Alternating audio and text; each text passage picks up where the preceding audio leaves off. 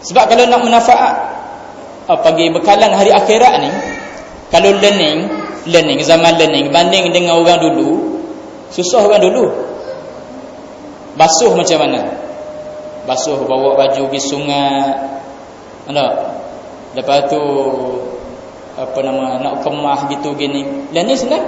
Basuh baju, kupu-kupu baju, masuk dalam mesin basuh, tekan je butang. Kalau dulu nak kisah tepung, nak kisah giling gula pula dah. Nak giling lada dengan apa nama? Apa benda mengisar tu kan? Apa benda dia panggil tu? Dia panggil blender. Orang Cukar panggil blender, orang sini tak tahu panggil benda. Blender dia tu, waktu zaman dulu kan, kisarang tu. Tak ada tank gitu, tak ada pusing gitu kan. Ya, ambil tepung beras, nak buat laksang buat benda tu, masuk atas tu, kisar gitu, tubik kan. Saya ingat masa kecil-kecil dulu pakai tu kisarang. Orang benda tu, ya. Orang Cukar panggil blender. Orang sini panggil tak tahu benda lah. Maknanya susah dulu. Kalau dia senang je. Semua pakai mesin belaka. Hak ni tekan switch sini, hak ni tekan switch sini, hak ni tekan switch sini. Ya. Semua dia pakai tekan switch belaka. Learning. Jadi pahala tu ada, tapi dia jadi kurang sikit. Dia jadi kurang sikit. Jadi maknanya kalau kita boleh betul niat kita, maknanya tetap jadi manfaat hari akhirat nanti. Ya. Pasal apa dia kata? Kerana beberapa seksa dan azab Allah Ta'ala atas segala perempuan yang derhakakan suaminya di dalam dunia ini. Kerana beberapa seksa dan azab. Kerana beberapa seksa dan azab Allah Ta'ala tu, maksud dia benda tu wajib beringat tu.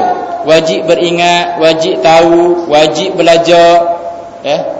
Kerana kalau tak buat macam itu, dia kata beberapa seksa dan azab Allah Ta'ala atas segala perempuan yang derhakakan suaminya dalam dunia ini.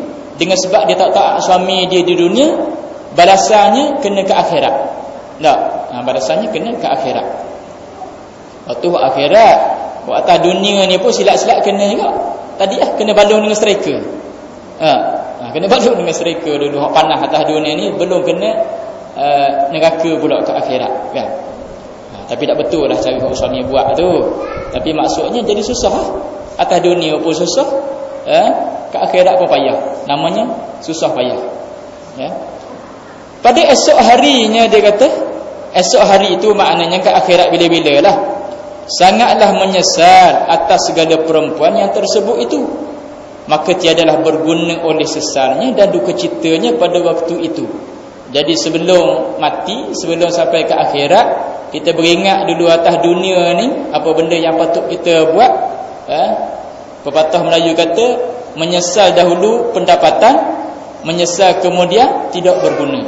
Jadi sebelum sesal kemudian, biar kita beringat dulu atas dunia ni, supaya kita tak sesal dunia dan juga akhirat. Sebenarnya orang puang ni, dia paling mudah masuk syurga. Paling mudah masuk syurga, mudah daripada orang lelaki lagi. Nabi kata orang perempuan itu, kalau dia taat kepada suami dia, lepas tu dia buat benda yang disuruh dalam perkara yang ma'ruf, yang baik, dia boleh masuk ke syurga itu daripada mana-mana pintu dia nak masuk. Nak masuk ikut pintu tu, nak masuk ikut pintu tu, nak masuk ikut pintu tu, nak masuk ikut pintu tu, boleh belakang. Tak mudah. Dia jihad dia taklah macam orang lelaki kan. Jihad orang lelaki ni lebih lagi. Walaupun betul dalam setengah peperangan itu ada juga sahabat-sahabat perempuan, Nabi tolong merawat, tolong apa semua tu. Tapi maksudnya orang puang ni mudah. Kita kata tangan yang menghayung buayang itu boleh menggegarkan dunia dalam bab pendidikan anak-anak. Tu antara ibu dan anak. Sekarang ni antara suami dan isteri. Jadi kalau dia buat comel, boleh masuk daripada mana-mana pintu syurga dia nak masuk. Daripada pintu ni boleh belakang. Dalam masa yang sama Nabi ingatkan orang perempuan, wahai orang perempuan, aku tengok yang paling ramai dalam neraka itu adalah spesies kamu ni lah. Ya, spesies tu bahasa saya lah, Nabi tak sebut spesies, tapi maknanya orang puang lah. Ya. Lalu Nabi kata, ya, bersedekahlah wahai orang perempuan, walaupun dengan sebelah biji tamat, untuk menyelamatkan kamu daripada azab neraka. Tak? Orang puan zaman Nabi tu, dia beri gelang dia, cicing dia, roket dia. Habis kakak mah saya ustaz. Tak? Mana sampai begitu, kan? Jadi dia kata kalau sampai masa hari akhirat tu selesai dah, tak ada dah. Selesai masa tu, ya, tak ada berguna. Baik. I'lam artinya ketahui olehmu. Jadi bahasa dia ni diambil daripada bahasa Arab asalnya, lepas tu jadi Jawi, lepas Jawi jadi Rumi. Kan? I'lam artinya ketahui olehmu bahawa sesungguhnya derhaka perempuan akan suaminya itu memberi fatwa oleh beberapa ulama, iaitulah setengah daripada dosa yang amat besar. Jadi derhakalah ia. Jadi dia kata perempuan yang derhaka kepada suami ini, benda tu dosa besar, dosa yang besar. Sebab dosa besar ni banyak. Dalam kitab Al-Kabair, Ibn Hajar sebut ada 70 dosa besar. Syirik, derhaka kepada kedua ibu bapa, zina, lewat, minum arak, judi, banyak dosa besar. Antaranya hak dosa besar itu dia kata ialah derhaka perempuan itu akan suaminya. Macam mana boleh jadi derhaka? Yang pertama, sebab menegahkan akan suaminya daripada mengambil kesukaan. Dia panggil istimta'. Istimta', mengambil kesukaan. Sama ada di wati atau lainnya. Wati, W-A-T-H-I. Wati itu maknanya disetubuhi. Bahasa Arabnya dia panggil wati. Iaitu sama ada disetubuhinya atau lainnya. Seperti menegah ia akan suaminya daripada menjamah dan menyentuh pada barang tempat daripada badannya. Tak. Jadi jangan cuba bersilatlah dengan suami. Jangan bersilatlah. Tak. Tak boleh. Kecuali kalau kita tengah uzur. Tapi kalau tengah uzur, dia tak boleh ialah subuh, jima', ataupun kena jaga di antara hak ni lah, kan? Antara pusat dengan lutut ni. Hak lain daripada itu, istimta' oleh suami, tak boleh larang. Kalau orang kerja pejabat, suami kerja pejabat, pejabat ke kilang ke industri ke, ikutlah. Isteri pun sama-sama aja kok. Dua-dua keluar, masuk pejabat pukul 8, balik pukul 5. Sama-sama penat, sama-sama letih. Tapi kalau kebetulan masa balik itu, tak tahulah suami ni mimpi apa benda, kenyamari semangat petang tu. Tak. Maknanya kalau dia nak ambil istimta' masa tu, sebenarnya tak boleh. Isteri tak boleh kata daurok saya bang petang ni, letih hari ni mesyuarat berapa ke ni. Tak. Shutdown lagi. Shutdown ada juga. Macam dia gitu masuk dalam dekat bahagian operasi ke benda ke. Tak boleh sebenarnya dari segi hukum. Kecuali kalau dia beritahu dah secara lembut, kan, secara lembut. Memang tak larat sungguh. Dan suami pun kena faham-faham dah. Itu pun satu hal juga. Kan? Maknanya suami kita kata dan nak agak dia tak kira dah. Tak kira. Tapi kita akan tengok dalam kitab Muhimmah ni dia sebut, sebenarnya kalau suami minta di mana-mana sekali pun, sehingga kat tepi dapur pun kena layang juga. Tak? Tepi dapur tu kalau kira ada belaka. Kan?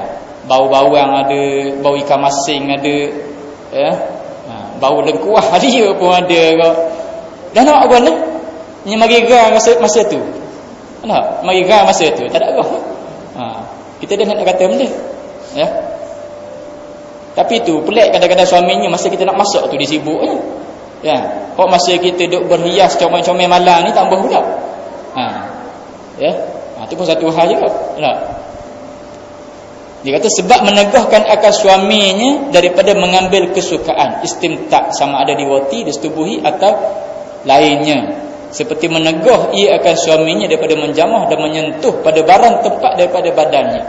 Al-Quran dia nak gambarkan antara suami isteri ni dengan bahasa yang paling baik.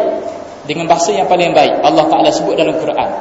Kalau kira bab suami isteri ni orang panggil privacy lah, kan? Privacy. Ambil privacy ustaz. Privacy tu maknanya sulit lah, sulit. Dah orang tak cerita bebas gitu. Maknanya orang lain tak boleh tahu. Betul? Ya. Tapi Al-Quran dia kata benda. Hunna libasul lakum wa antum libasul lahunna. Isteri-isteri kamu itu adalah libasul lakum. Libas maknanya pakaian. Bukannya isteri itu boleh melibas suaminya. Tu silap. Tak. Hunna libasul lakum wa antum libasul lahun. Perempuan-perempuan itu, isteri kamu itu adalah pakaian bagi kamu dan kamu adalah pakaian bagi mereka. Apa makna pakaian? Pakaian ni suatu benda yang menutup. Ya, pakaian ni makna suatu yang menutup. Kalau kita panas, kita ambil baju panas. Pakai baju panas. Kalau kita sejuk, kita pakai baju sejuk. Maknanya pakaian itu ibarat menutup. Kita ni menutup. Ya. Kamu adalah pakaian bagi mereka dan mereka juga adalah pakaian bagi kamu. Ya. Pakaian. Jadi macam mana kita buat? Kalau kita kata pakaian tu, tentulah kita buat dengan cara yang baiklah. Ya. Padang dengan kita jaga misalnya. Tapi maksudnya masing-masing antara suami dan isteri itu sebenarnya dia berkehendak antara satu sama lain kena layan dengan cara yang paling baiklah. Suami kena layan isteri dengan cara yang paling baik, isteri kena layan suami dengan cara yang paling baik. Ya, baru betul. Barulah dia panggil baiti jannati, rumahku syurgaku. Taklah jadi rumahku nerakaku, tak. Rumahku dia menjadi syurgaku. Ya. Okey, jadi yang pertama derhaka di sini dia kata sebab menegahkan akan suaminya daripada mengambil kesukaan, istimta' tadi sama ada diwati atau lainnya. Ya. Kalau bab tubuh ni wati dalam Quran pun dia sebut macam mana? Allah Taala kata apa nama? Fa'tu harthakum anna syi'tum.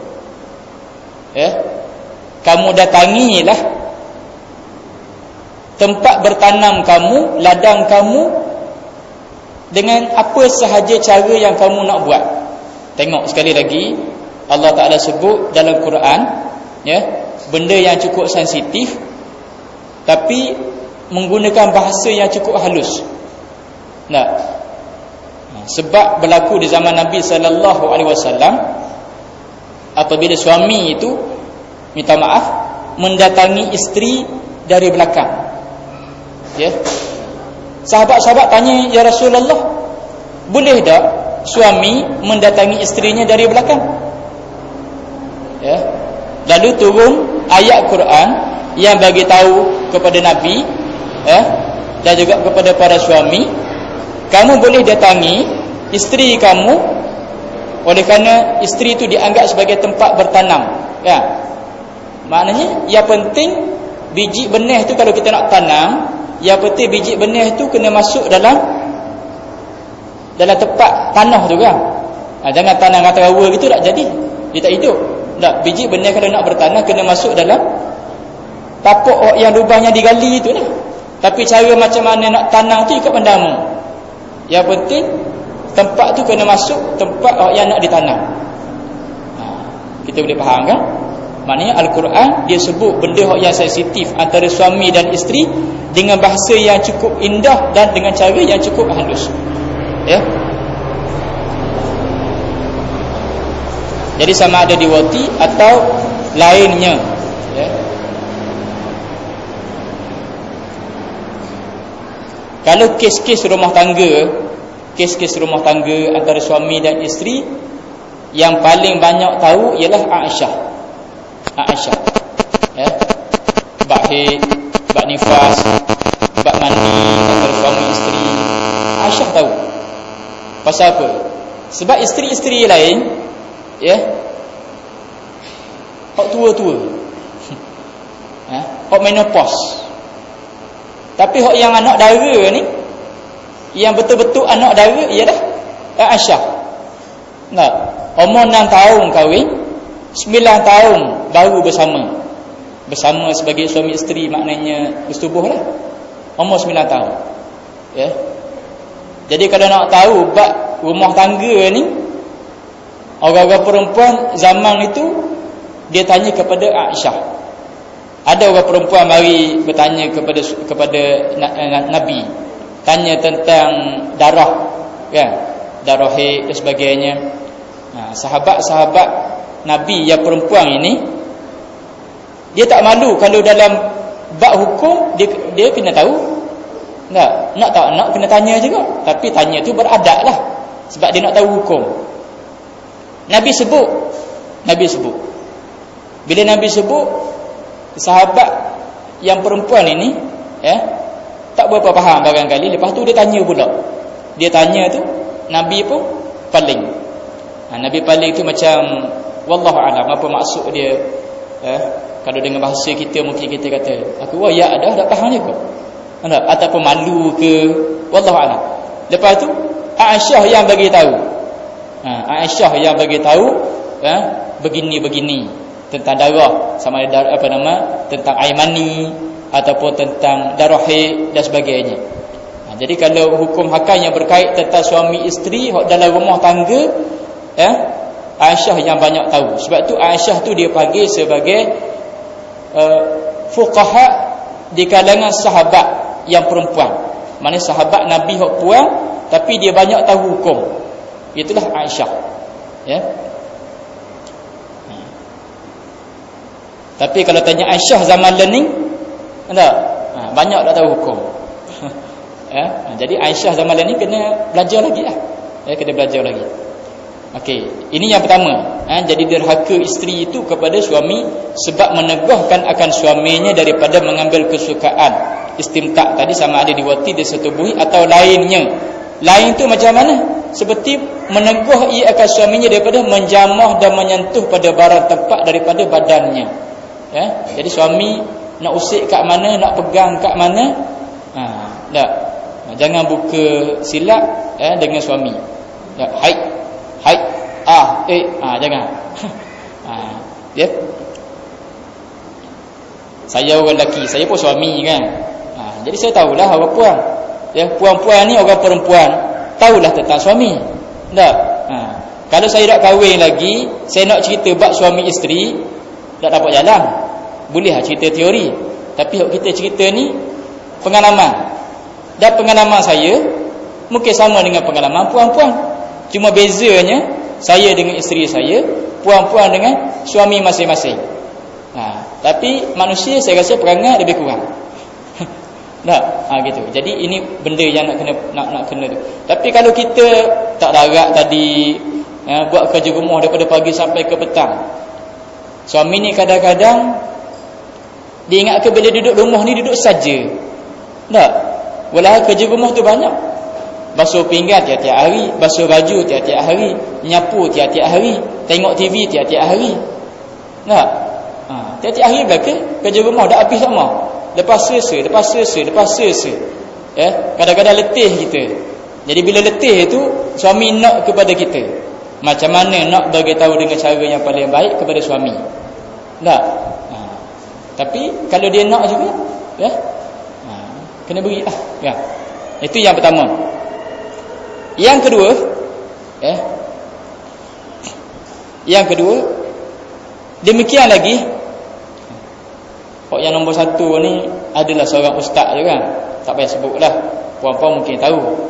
Dia cerita, tak tahulah sungguh ke, dia buat kelakar ke, dia kata apa, anak ni anak kecil ini menyusu badan. Tak, tu bahasa lembut dah tu. Tak, isap pad menyusul badan. Tapi bila nak menyusul badan ni, biasa boleh je. Tapi sekejap-sekejap paling. Sekejap-sekejap paling. Tambah hisap susu badan. Pasal apa? Tahu tak pasal apa?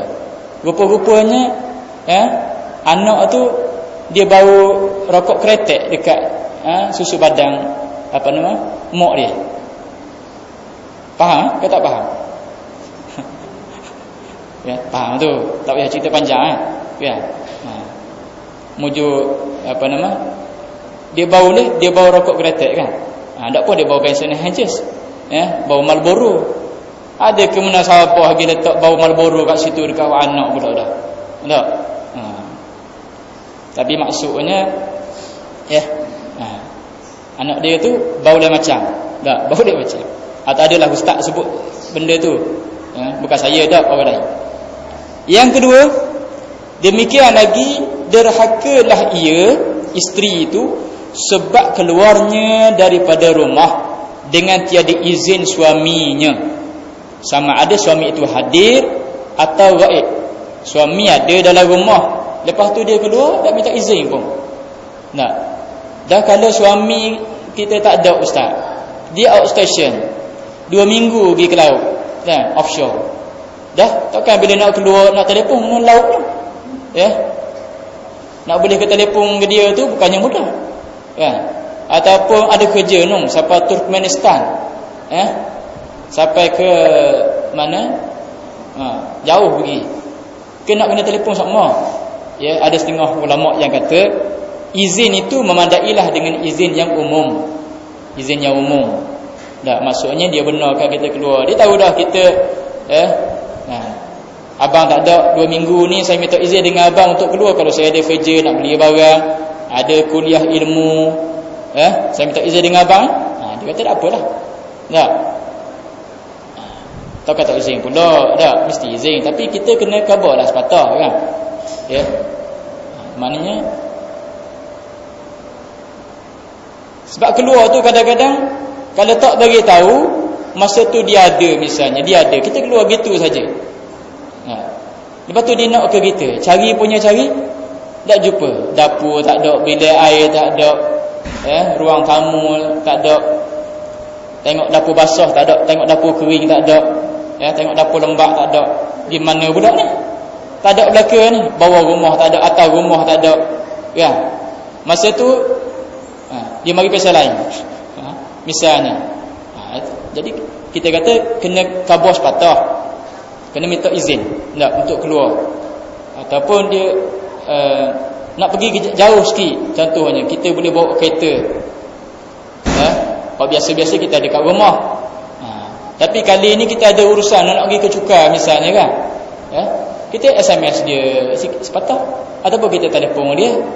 Tak, khabar. Dan ni komunikasi mudah. Komunikasi cukup mudah. Ya. Telefon seseorang, bukan seseorang, 2-3. Tak, 2-3 telefon. Seorang. Jadi tak boleh nombor tu, boleh nombor ni. Tak. Jadi kita kata khabar sepatah. Ataupun keizinan umum tu ada. Keizinan umum tu ada. Jadi dia kata derhaka sebab keluarnya daripada rumah dengan tiada izin suami. Sama ada suami itu hadir atau gaib. Yang jadi masalah masa bila? Yang jadi masalah bila suami itu terang-terang sebut, tak, aku dah izin mu balik rumah mak ni. Hak tu yang jadi masalah. Ya, nyebalah macam mana, ada masalah pun dia. Kalau dalam keadaan biasa kita kata tak ada masalah kan. Dia pun pergi juga, kita pun pergi juga. Ya, sama-sama pergi waktu sedang molek. Ataupun kita minta izin. Abang, saya nak pergi sini kejap. Suami kata tak pergi lah. Kan?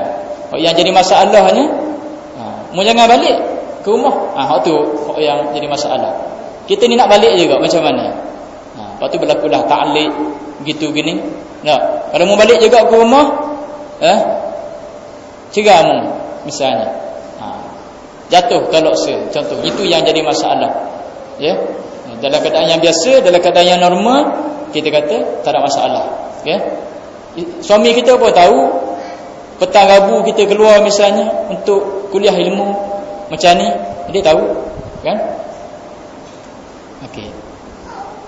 Jadi dia kata derhakalah ia sebab keluarnya daripada rumah dengan tiada izin suaminya. Sama ada suami itu hadir atau ghaib. Suami ada di rumah, kita tak khabar dia untuk keluar. Ataupun ghaib, dia tak ada situ, kerja, outstation dan sebagainya. Atau keluar ia kepada majlis zikir atau kepada majlis belajar ilmu yang bukan fardu ain. Yang bukan fardu ain.